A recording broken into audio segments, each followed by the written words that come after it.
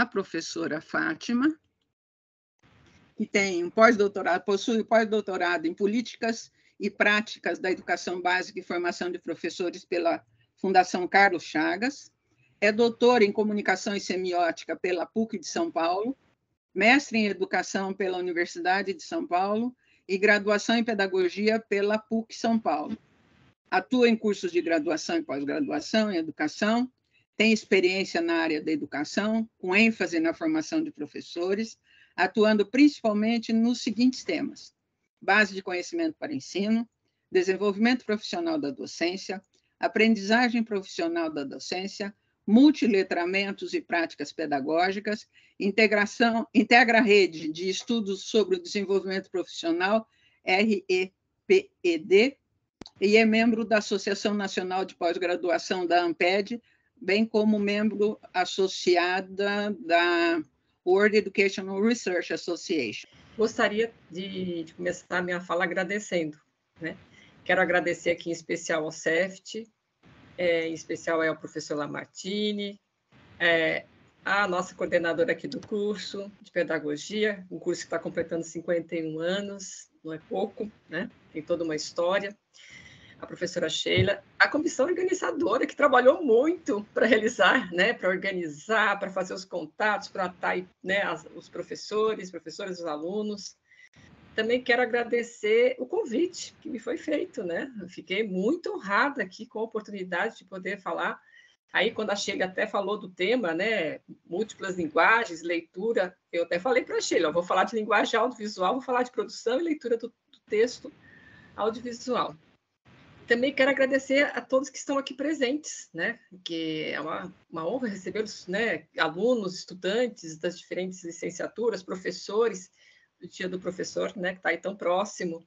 Então, sempre também meu agradecimento. Eu até comentei com vocês que quando conversei com a Sheila, eu falei, olha, então eu vou falar sobre, no fundo, sim, sobre os multiletramentos, né? Ou os textos multissemióticos, ou as múltiplas linguagens, pensando aí no audiovisual. E é interessante que essa preocupação com as linguagens, né, sempre ela está lá. Tá? Quando eu olho para a minha história, vou para o passado, eu lembro que quando eu comecei a trabalhar, professora, fui, né, fui para a rede até pública, né, trabalhando com crianças surdas. Então, ali a linguagem já era um grande desafio. Né? Pensar a linguagem, pensar as imagens, porque quer queira, quer não, quem trabalha com a criança surda tem que olhar aí as diferentes possibilidades, né, de linguagens que para eles talvez seja pensando aí nos diferentes caminhos para pensar a aprendizagem.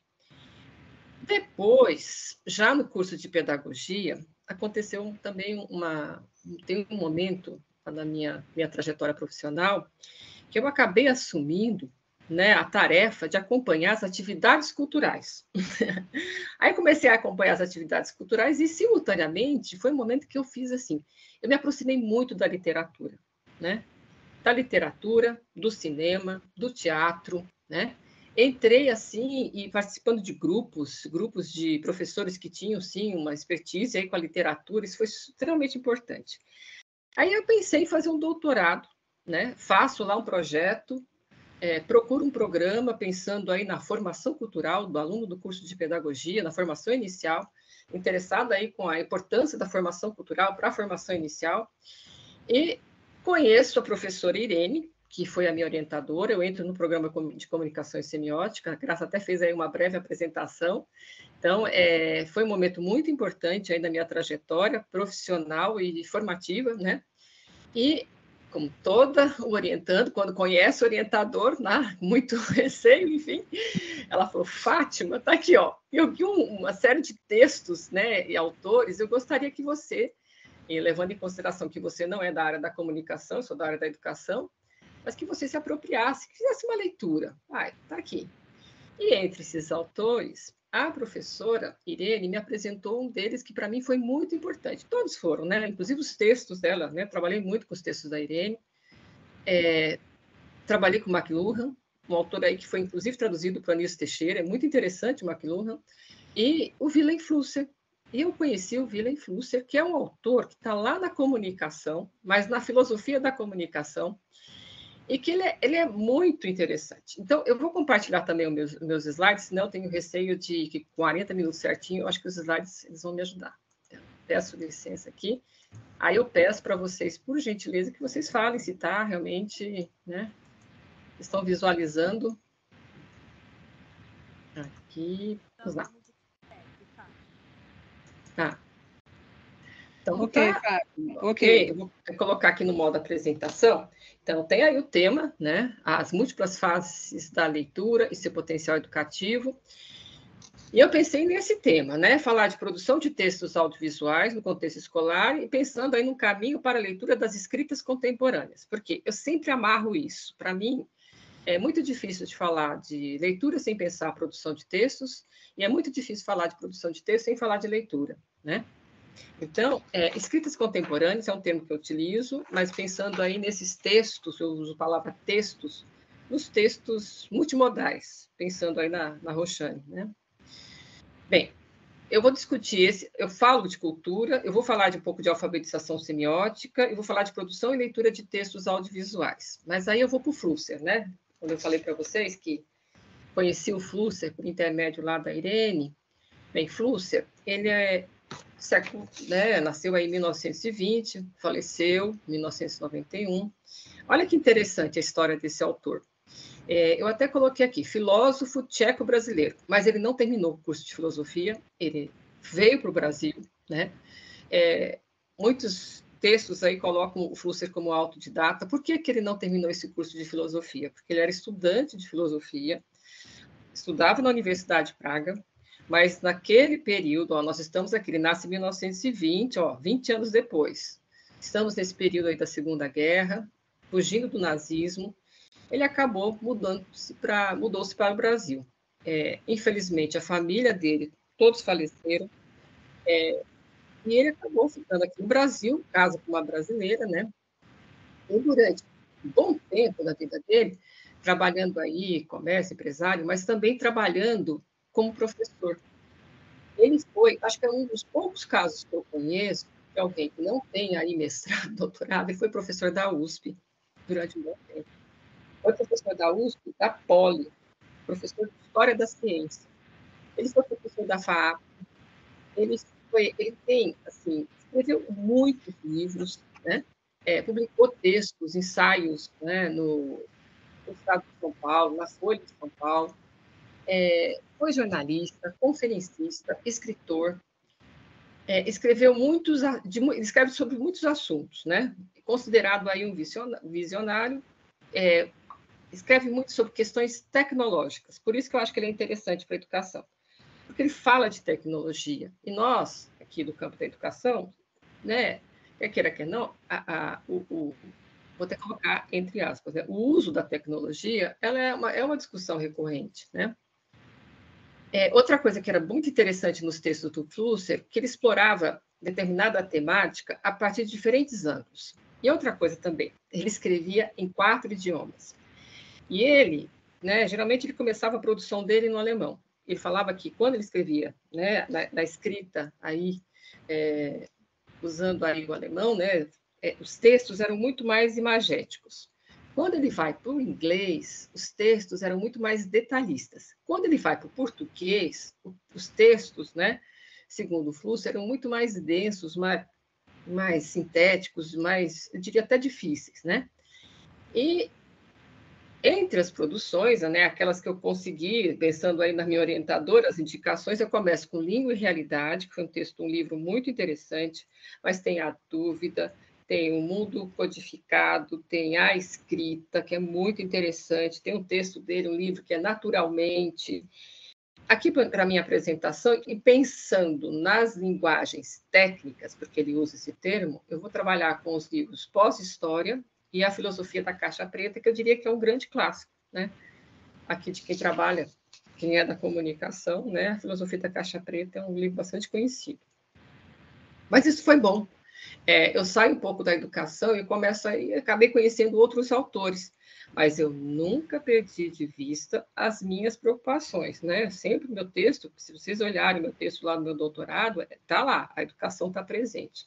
Bem, Bem, o que o Flusser fala, né? Eu vou trazer aqui um pouco das discussões do Flusser. Quando ele faz um levantamento histórico dos processos comunicacionais e culturais, e, gente, falar em processos comunicacionais e falar em processos culturais são discussões importantes para a educação, né? Então, ele vai apontar que nós temos aí 2 grandes períodos, e ele coloca a escrita aqui como central.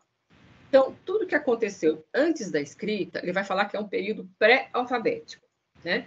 E ele vai falar que os nossos processos comunicacionais, eles estavam muito mais ali com a imagem, né? Aquela imagem que é a pintura, que tem até a pintura rupestre, né?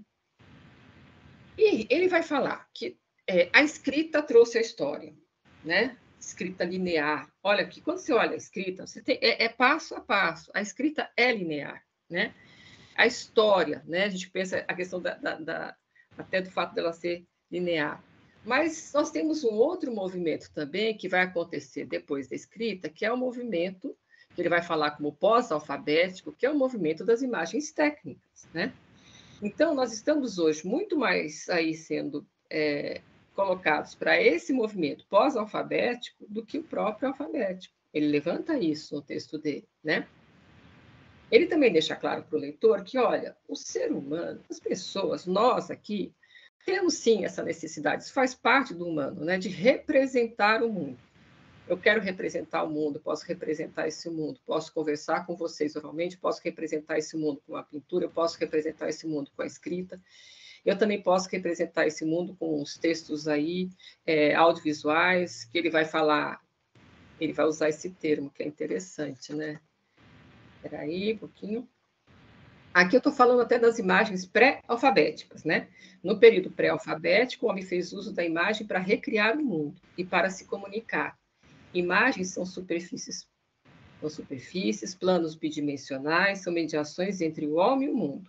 No entanto, essas imagens, apesar de representarem o mundo para o homem, simultaneamente elas se interpõem entre o homem e o mundo. Eu acho que essa ideia, né, do biomo entre o homem e o mundo, ela vai permanecer, e vai permanecer, inclusive, na escrita, né? Nós vamos para a escrita com a intenção de fazer o quê? Nós tenhamos mais elementos para representar o mundo. No entanto, e aí até, quer queira, quer não, influenciados aí pelos suportes, pelas tecnologias, nós vamos buscando outras maneiras para pensar o mundo, para representar o mundo. E aí vem um conceito que eu acho que esse é um dos mais importantes, que está lá no livro do Flusser, no Pós-História, em especial. Esse conceito vai aparecer também na filosofia da caixa preta, vai aparecer no texto da escrita, vai aparecer no mundo codificado, que é o conceito das imagens técnicas, né? Para mim, essas imagens técnicas são os textos multimodais que a Roxane fala. Para mim, essas imagens técnicas são as escritas contemporâneas, né? E a tecnoimagem, as tecnoimagens, apesar de ser um termo que o Flusser utilizou, né?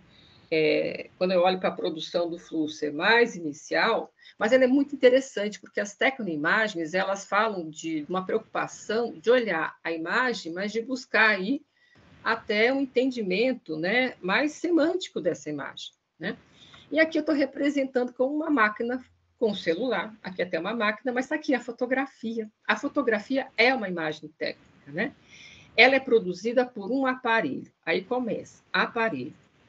Esse aparelho nós não tínhamos naquele primeiro momento naquele período pré-alfabético, mas agora temos esse aparelho. E é interessante que quando eu olho para o aparelho, o que tem dentro do aparelho? Tem programas, né? Que programas são esses? Programas que são da nossa história, né? Do nosso conhecimento histórico. Então, esses programas, eles entram nos aparelhos, eles são traduzidos em imagens, né? Então, as imagens técnicas são produtos indiretamente de textos, né? Mas eles são imagens pós-históricas.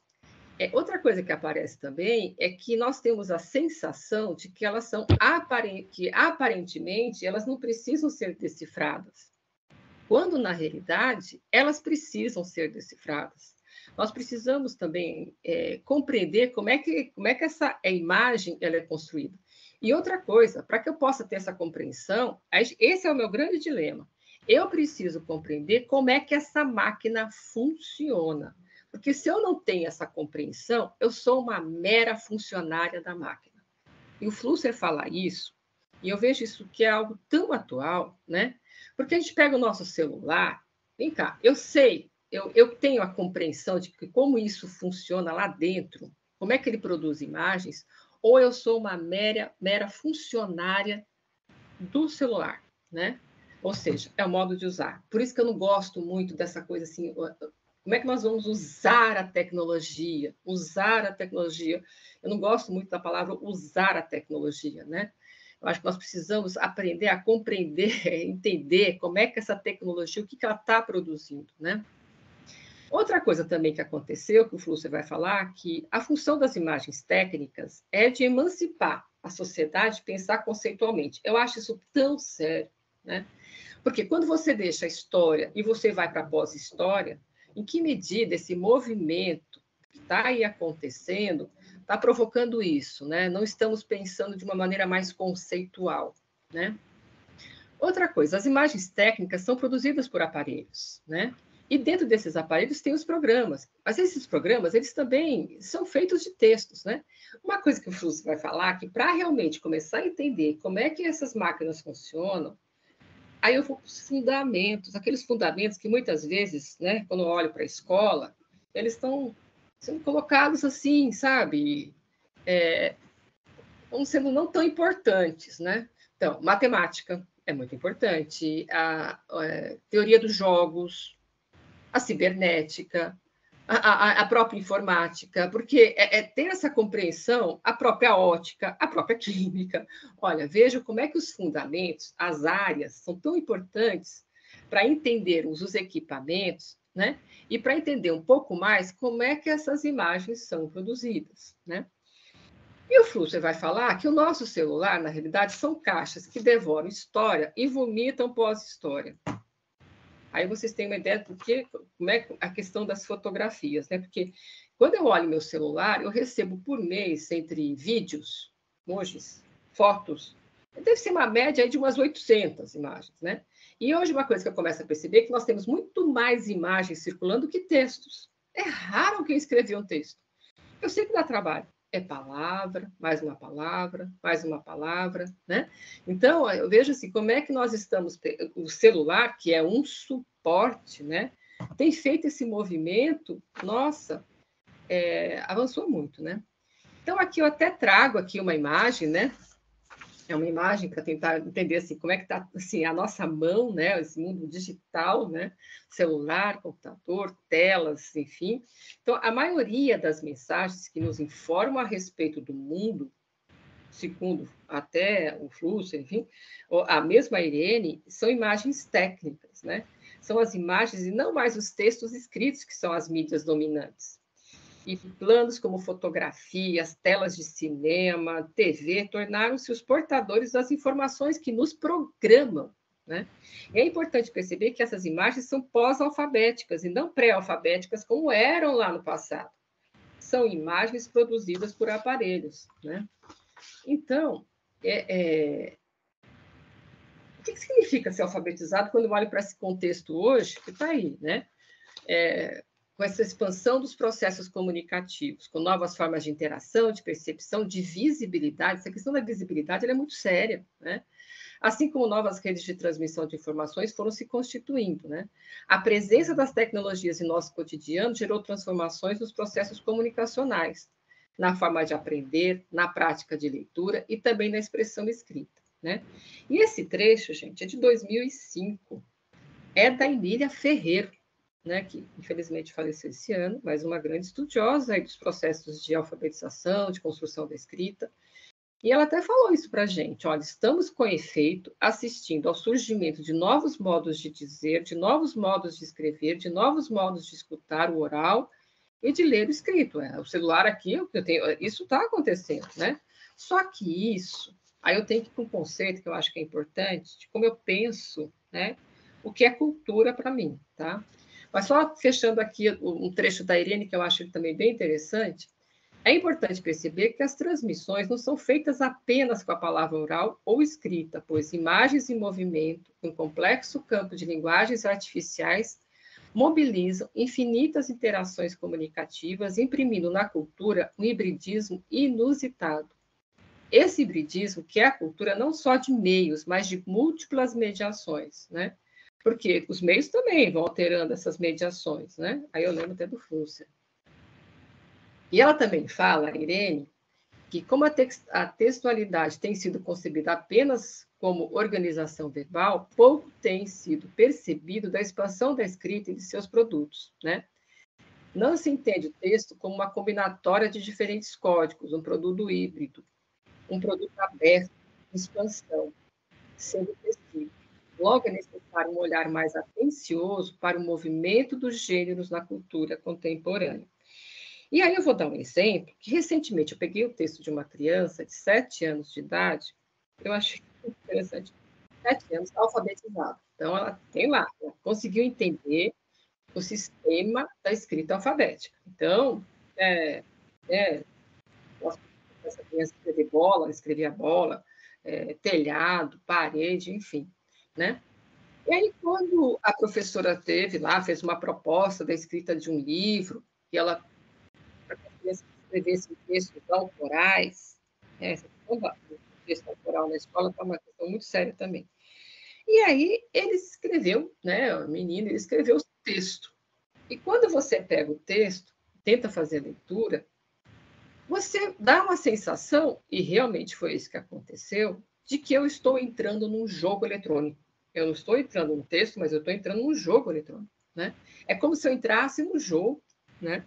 E ali com tem lá os personagens dos jogos, né? Os caminhos desse personagem, enfim. É uma criança de 7 anos que provavelmente aí no período da pandemia foi, né? Ficou em casa porque estava na pré-escola, né? E que foi fortemente influenciada pelos jogos. Os jogos estão entrando, e o que eu acho que é muito sério, né, é quando eu vejo as crianças como ali, um formato, uma linguagem que eles estão, né, produzindo textos como eles estivessem jogando. E são gêneros talvez diferentes, que nós precisamos olhar isso com muita atenção, né?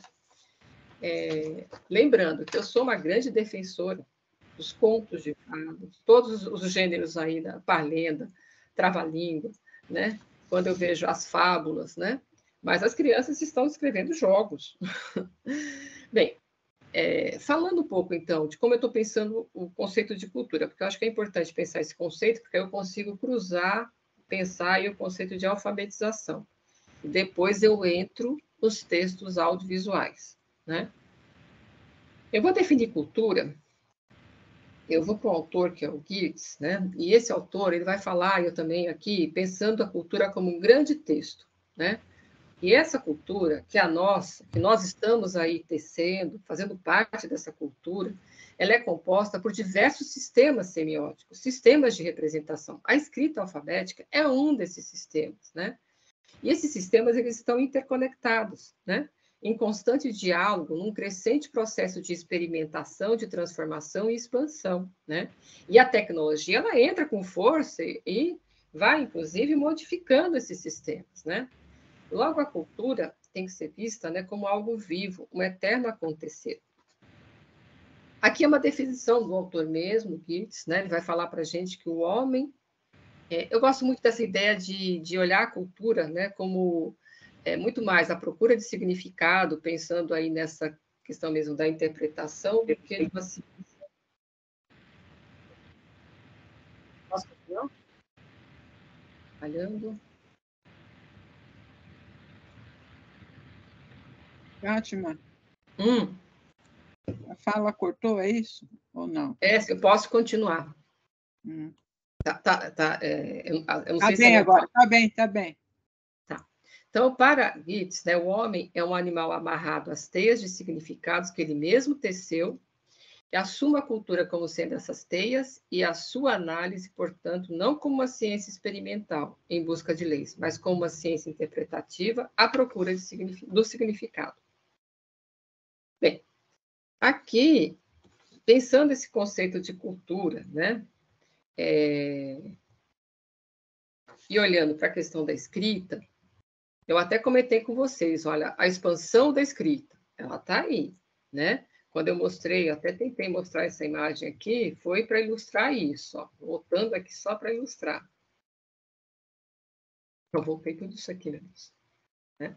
A expansão da escrita. Então, a escrita hoje, ela está aí, né, correndo muito mais, está expandindo muito mais por campo de cobertura do que por campo de sentidos. Então, voltando aqui.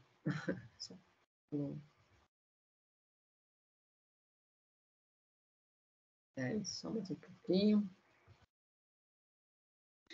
Eu vejo essa expansão por duas dimensões. Essa foi uma ideia que eu trabalhei no meu doutorado, né? Duas dimensões. Uma dimensão que eu vejo por campo de cobertura e a outra dimensão por campo de sentidos. E eu vejo um desequilíbrio muito grande hoje, né? Eu vejo que a escrita está correndo por campo de cobertura, ela não para, né? As escritas eletrônicas estão aí circulando nos nossos celulares sem parar. Entretanto, a construção de sentidos, nós não estamos conseguindo trabalhar. Então, nós estamos sendo aí submetidos a tudo isso, né, que está acontecendo, essa escrita tipográfica, eletrônica, que nos últimos anos, até muito provocada aí pelos suportes, está sendo divulgada, só que nós não estamos conseguindo construir sentidos nos textos que estão circulando. E isso, a meu ver, é muito sério, né? Então, o campo de sentidos, a expansão por esse sentido, né, correria tanto no momento da interpretação do que se comunica, divulga, como no processo de emissão do que se pretende comunicar. Então, o que eu estou interpretando de tudo que está circulando, né? Eu consigo também pensar aí a minha fala com esses textos todos que estão sendo colocados, assim, a expansão por sentido poderia ser definida como próprio né, ato aí de comunicação. Então, eu vejo esse desequilíbrio. E como é que eu, olhando para esse desequilíbrio, como é que eu poderia, talvez, trabalhar isso na escola, né? Porque é interessante, o Flusser, ele não é otimista como o McLuhan, não tem um discurso otimista, mas o Flusser, eu acho que ele tem um discurso até mais realista mesmo. Ele vai falar, a gente precisa começar a entender, olhar para o que está acontecendo e buscar aí, né? Talvez caminhos para avançarmos nesse campo dos sentidos, né? Então, o que eu defendo? Eu defendo que, para poder ler o texto audiovisual, eu preciso produzir textos audiovisuais. Assim como eu também defendo que, para poder ler o texto, lá pensando na nossa escrita alfabética, eu também preciso produzir textos. Uma coisa que tem me incomodado muito na escola é essa atividade que ela é recorrente, reescrita. Vamos reescrever. A gente lê e reescreve, né? Então, quando eu olho para a literatura, eu vejo que a literatura ela entra na escola muito mais para realizar uma atividade de reescrita do que para pensar, né? Do que para discutir, para sentir, né? Então, eu sempre carrego essas duas palavras, né? Então, eu vou defender a construção de textos audiovisuais da escrita contemporânea, que eu falo que é uma escrita contemporânea, ou dos textos multimodais, ou dos multiletramentos, como estratégia para pensar essa alfabetização semiótica, tá? Qual que é a minha hipótese principal aí que eu trabalho? A ideia de que o conhecimento das conexões entre os códigos que compõem a elaboração e organização do texto audiovisual possibilita ampliação de sentidos de textos audiovisuais, né? Então, conhecer esses textos, conhecer essas conexões, compreender como é que esses códigos são transformados, produzir esses textos, né, vai ampliar aí minha capacidade de leitura desses textos, né? Então, a alfabetização semiótica, eu vejo como uma competência necessária para a produção e leitura de escritas contemporâneas, né? Bem, a metodologia que eu para discutir isso com vocês, eu vou falar de filmes de animação, né? Eu produzi no passado, eu tenho experiência, uma experiência que aconteceu há muito tempo atrás, e eu tenho uma experiência mais recente. Tem algum microfone aberto? Se puder desligar, eu agradeço.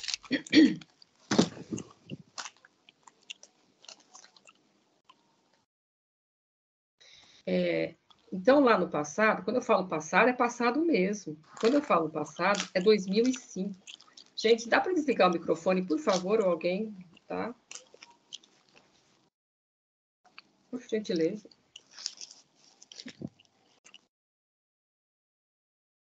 Obrigada aí. Então, lá em 2005, né, eu fiz uma experiência, eu participei de uma experiência, era um grupo. Essa experiência aconteceu na Prefeitura de São Paulo, uma escola da Prefeitura. Essa experiência durou 4 meses. Ela envolveu alunos, professores e alunos dos anos iniciais e alunos do EJA, né? E nós fizemos aí, produzimos filmes de animação, e essa experiência, que durou 4 meses, ela 5 etapas. A primeira etapa, nós tínhamos aí toda sabe, era teórico mesmo, vamos estudar o que é filme de animação, vamos estudar o que é imagem, vamos estudar técnicas de animação. Na segunda etapa, as crianças lá, os professores, né, os jovens, eles escreveram o roteiro, porque eles tinham que produzir um texto. A escrita desse roteiro, uma coisa que eu acho muito interessante, todos ficaram com muita vontade de participar e todos sabiam que aquele texto, né, tinha como fim a produção do audiovisual. E ninguém reclamou de ter que pensar um texto autoral, o que é muito diferente quando você hoje entra na escola e fala, vamos escrever um texto autoral, né? Isso foi assim, as crianças pensaram histórias e elas tinham como tarefa pensar um texto escrito e a imagem, lembrando que a imagem teria aí uma duração de 1 minuto. Então, o que poderia ser um texto escrito, uma história, sendo contada, né? Aí usando no texto audiovisual. Então, eles fizeram, olha, primeiro essa parte mais teórica, depois nós fizemos a escrita do roteiro, depois eles prepararam todos os personagens, né? Depois cenário, depois filmagem e depois edição. Só que a edição, né? Tinha lá todos os aparatos, enfim. O que eu achei interessante que essa primeira experiência, nós tivemos aí um tempo maior para entender todos os processos, né? Já a segunda experiência, foi até um projeto que foi financiado pelo MAC Pesquisa, foi também numa escola pública, alunos, inclusive eram alunos bolsistas, alunos que receberam uma bolsa para participar do pós-graduação até, que acompanharam, e a duração foi de 2 meses, né? Eu até, inicialmente, eu pensei nos 4, mas aí olha o que aconteceu. Isso aconteceu. Entrou o aplicativo. Os aplicativos, para mim, quando eu estou aqui preocupada em fazer com que as crianças tenham uma compreensão de como a linguagem, como o texto audiovisual é construído, o aplicativo me atrapalhou. Por quê? O aplicativo, primeiro, são as tais facilidades, né? As facilidades, elas estão aí. Se abre o seu celular hoje, tem mais aplicativo do que no telefone, né? Os aplicativos, eles facilitam a nossa vida. E, ao mesmo tempo, eles roubam o nosso processo. Para nós que somos da educação, a palavra processo é extremamente importante. Ela é muito mais importante do que a quantidade, né? É muito mais do que o produto.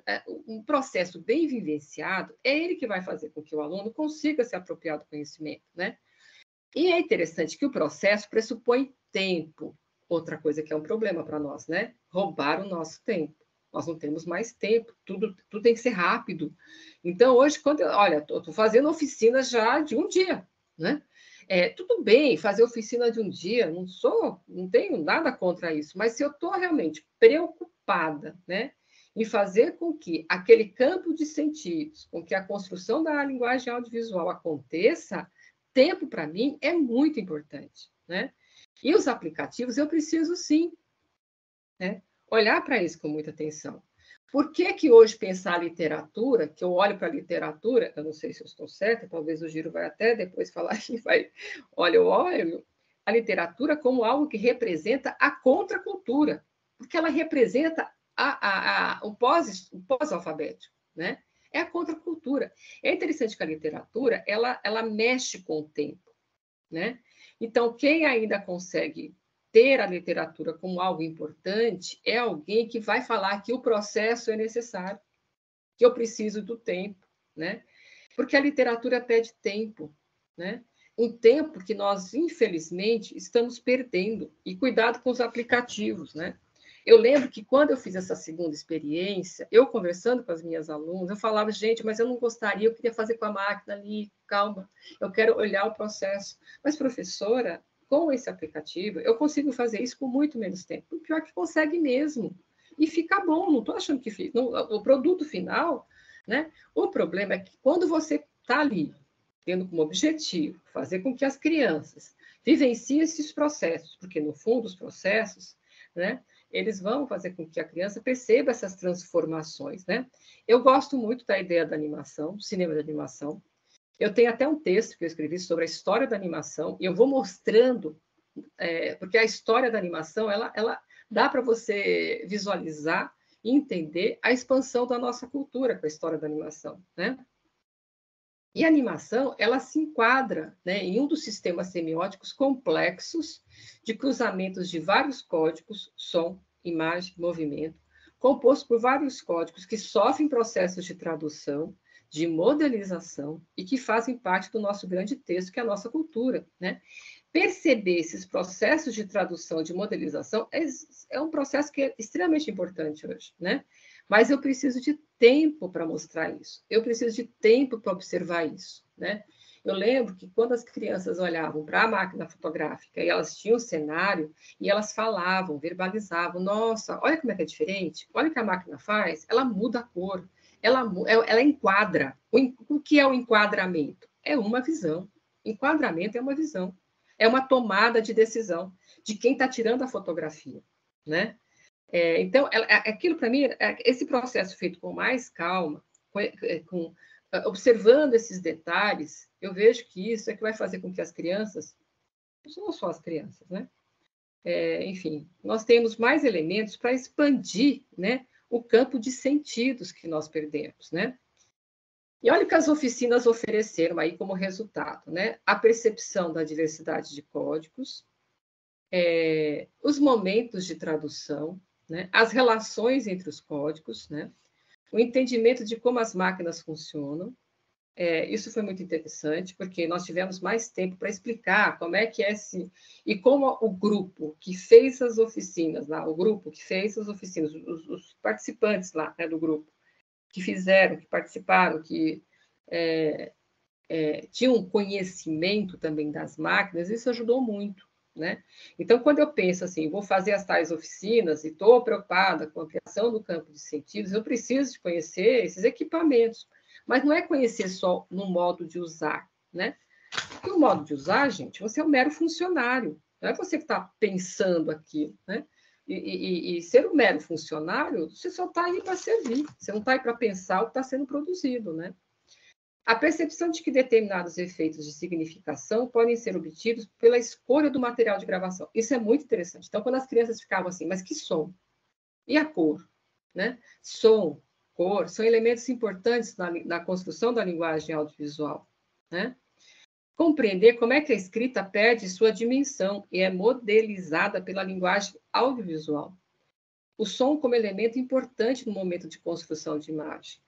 A articulação entre o trabalho estético com o técnico. Sim, porque tem um trabalho estético ali colocado, né?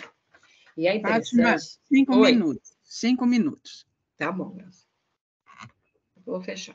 Então, o conceito de alfabetização que eu estou defendendo aqui, com essa apresentação, né, é pensar que a leitura, né, ler uma escrita contemporânea, imagem televisiva, fotografia, filme, é tão necessário quanto aprender a ler e escrever uma palavra, né? Isso reforça a ideia de que a escrita alfabética é apenas uma dentre a multiplicidade de sistemas que temos hoje. Portanto, o conceito de alfabetização amplia-se para que possamos ler não só as palavras, como também imagens, sons que muitas vezes acompanham essas imagens, né? E é isso que a alfabetização semiótica vai defender. Ela se propõe a fazer, num primeiro momento, enxergar que a cultura é constituída pelo entrelaçamento de códigos e que, no segundo, né, compreender os sistemas semióticos como produtos da culturalização, né? Bem, eu tenho um vídeo aqui que eu não vou passar, mas nesse vídeo tem toda a sequência da oficina, um vídeo de 7 minutos, mas fica aí para uma outra ocasião, né? Eu vou concluindo, então, né? Eu quero deixar claro, porque eu sou uma grande defensora da literatura, tá? Que não é porque eu defendo a importância da construção de textos audiovisuais para o processo de alfabetização semiótica que vamos nos distanciar aqui do trabalho com a escrita alfabética e com a literatura, tá? E eu trago aqui também uma fala de um símbolo aí do audiovisual, que é o Rui de Oliveira, né? Essa foi uma reportagem muito antiga, viu? Que saiu no jornal da Folha de São Paulo, que ele fala que as nossas animações se ressentem de ideias que podem ser encontradas na literatura. Então, ele vai falar que, olha, avançamos muito na parte tecnológica hoje na animação. Entretanto, nós precisamos muito da literatura, muito da leitura para pensar os textos, né? Os nossos filmes, né? Então, sem a literatura e só com a tecnologia, eu não vou conseguir produzir animações que sejam interessantes, né? E ele vai falar também que a palavra é o referencial básico para a imagem, né? E eu acho que esse trecho aí né, essa fala dele é muito interessante. Bem, finalizando, reforço a ideia central dessa apresentação, a importância do trabalho com as conexões entre os códigos, pois esse é um dos caminhos para avançar no campo de sentidos, no processo de alfabetização semiótica, né?